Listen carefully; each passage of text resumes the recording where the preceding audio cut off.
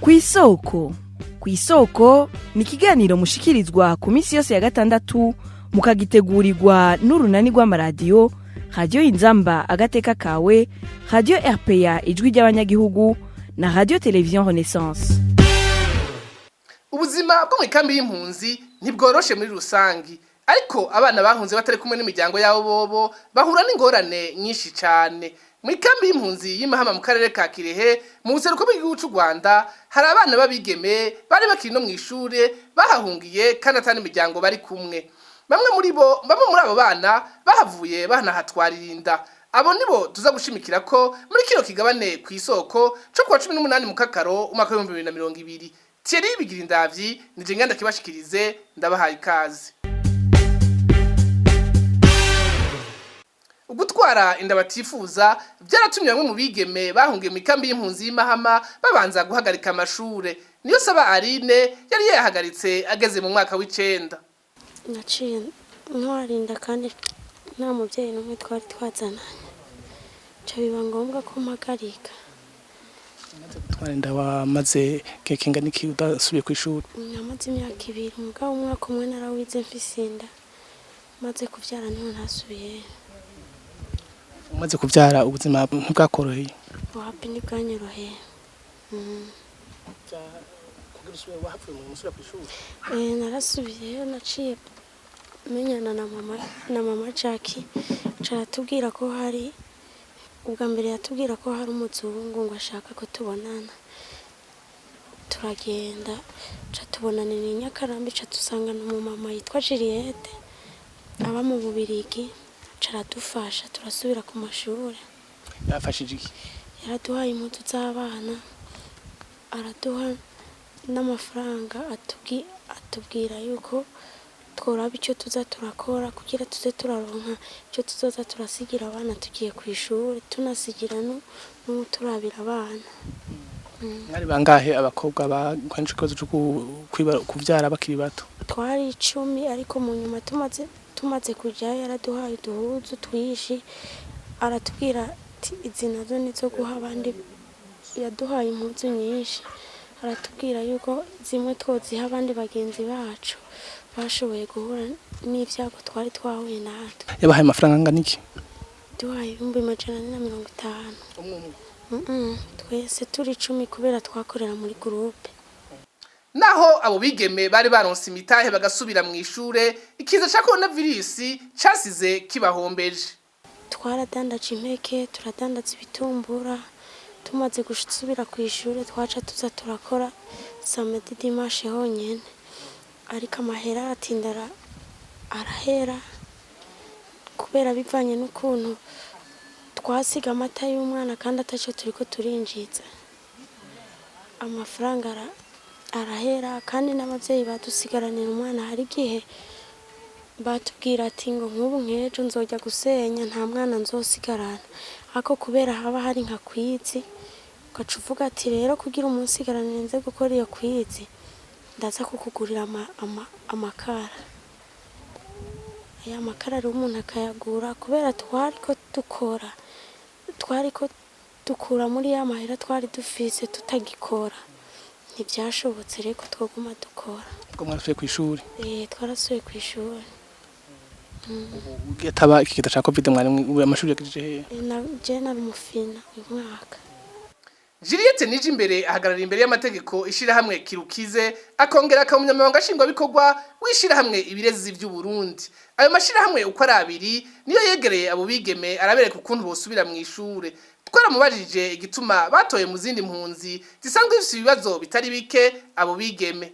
Twebwe ingene twamenye ko abo bana bariho twabwiwe n'abantu bariyo baratuteye akamo baratubwira yuko mu kambi y'Imahama harimo abana b'abakobwa bamerewe nabi cyane bavyaye abana kandi badashobora kwifasha bonyene kubera ntibafise n'abavyeyi babo bari kumwe.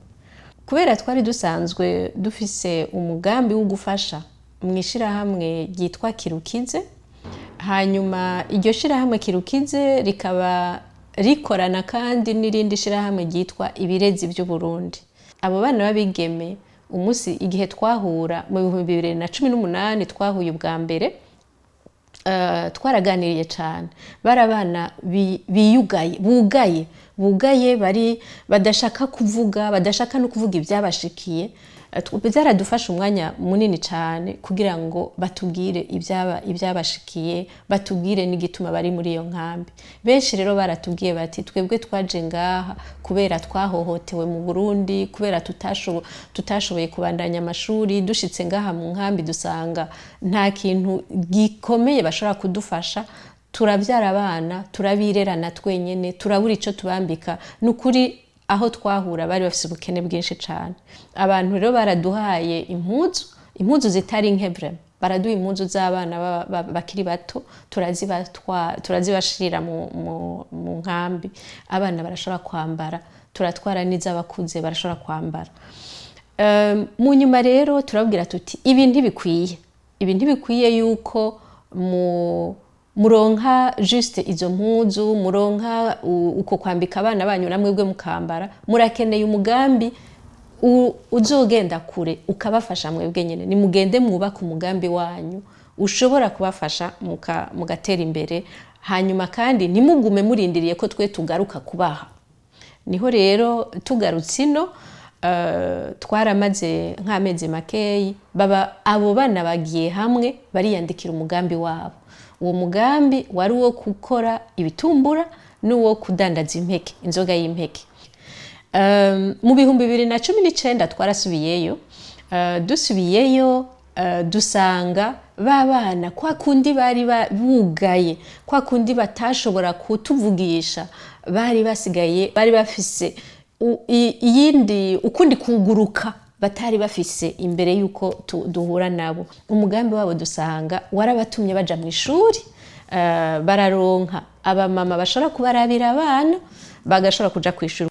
Juliette Nijimbere avuga ko ashima intambwe abo bigeme bagaze ko, ariko akanemera ko n'intambamyi zitabuze. Niba abo bana babigeme barasuye ku ishuri, sinovuga ko ari hangiro, ni bimwe mu ntumbero dufise intumbero nyinshi. Dufise intumbero y'uko abo bana basubiye ku ishuri biga, bakamenya, bakaronka urupapuro rw'umutsindo wabo. Bamaze kuronka urupapuro rw'umutsindo bagashobora kuja muri universite. Abandi badashoboye kuja muri universite bakinjira mu myuga. Iyo myuga ikazobafasha kubaho ingene babayeho bonyene, bakiteza imbere, bakazoba abantu bafise icizere kandi bafise n'inguvu zo kubona ubuzima bwiza, atari bwa buzima bubi babayemwo, atari bya bindi babakoreye mu Burundi. Bakagerageza kuva muri izo ngorane babayemwo imyaka ingahe, uno munsi bakuva ko ari abantu bafise umutima wo gukora no kubaho. Umugambi wacu ntitwovuga ngo nta ntambamye ufise. Hariho nk'uko usanga twafashije abantu bakenye cyane, bari mu bukene butagira izina, ugaca usanga utunyungu baronse aho kudushira ku ruhande ngo bavuge bati duteganye kazoza, baca baturya ubwo nyene. Ugaca usanga iyo ni intambamye niniya cyane, kuko umugambi wabo ntuheza ngo ubandanye utera imbere, ahubwo uragera ahantu ugahagarara. Aho rero niho kenshi iyo tugiye tugahura nabo abo bigeme, ico tubabwira tuti imisi yose kirazira kurya ugaheza, ukanabafasha guharura ibyo bakoresha n'ibyo baronkamwe inyungu n'ingene bashobora kubika.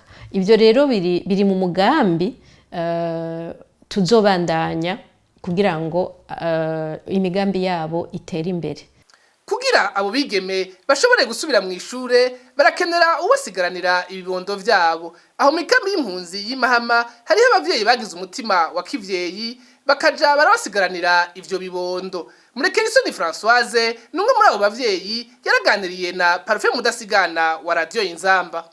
kubera abo bakobwa batanguye bahura n'ibibazo by'imbogamizi kuko batazanye abavyeyi hama baraharura bati baca batangura kuja mu bintu nyene by'ikibazo batangura kuvyara batasista n'abagabo bibana bibatera imbogamizi bibana mu nzu yabonyene bama haza umushinga wo kubabwira ati abakobwa bavyara batugira tubatera inkunga tubashire ku ishuri hamwe twabashira ku ishuri none abana babo bazosigana abandi ko batagira abavyeyi bica bituma turaba twebwe tuba twicaye mu rugo tavuga duti nimureke kuja ku ishuri kuko ku ishuri ni kazoza k'umuntu ni muje ni mubampe ndabasigarana kuko namandi mu rugo kuko ndi hafi kuko ndakuze umwanya wo gukurera abo bana ndabushoboye kuko nanje navyaye ndabizi. Iyo umwigeme atwaye indatifuza akiri muto agaheba amashure biratuma yihebura.